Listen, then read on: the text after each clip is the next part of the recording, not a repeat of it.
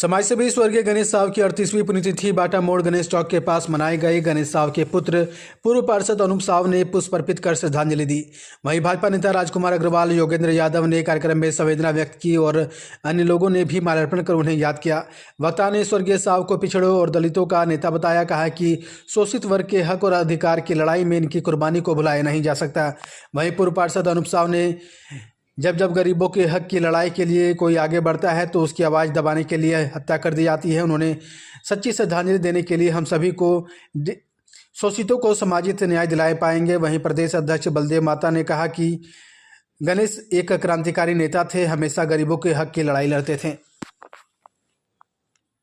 पिताश्री का 39वां पुण्यतिथि है और मैं उनके पुण्यतिथि पर सर्वप्रथम उन्हें श्रद्धा सुमन अर्पित करते हुए मैं यही कहना चाहूँगा कि मुझे गर्व है कि मैं ऐसे पिता का पुत्र हूँ जिन्होंने समाज के लिए बलिदानी दी, जो अत्याचार के लिए आवाज उठाया।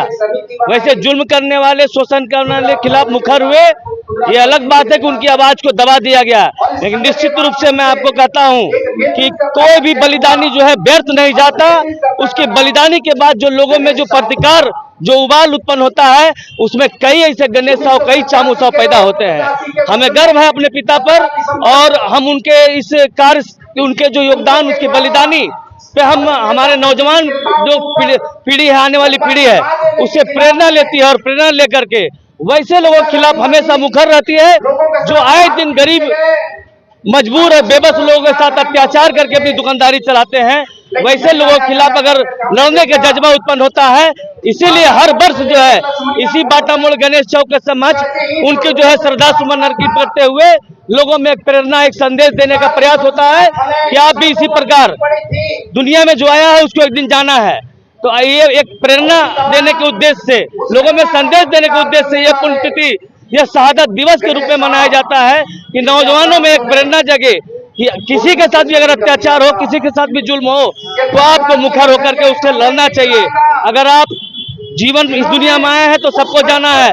अगर आप वैसे समाज का जो है उत्थान, समाज का सेवा करने के लिए अगर आपका बलिदानी भी होता है, तो आने वाली पीढ़ी आपको इसी तरह आपको श्रद्धा सुमन अर्पित करेगा, आपको याद करने का काम करेगा। इसी उद्देश्य से यह जो है शहादत दिवस का कार्यक्रम होता है और मैं आए हुए तमाम लोगों का, अतिथियों का जो है अपने ओर से जो है हार्दिक अभिवादन करता हूं कि वो आए हैं अपना कीमती समय दे करके श्रद्धा सुमन पर अर्पित करने के लिए। मैं उन्हें धन्यवाद देता हूं।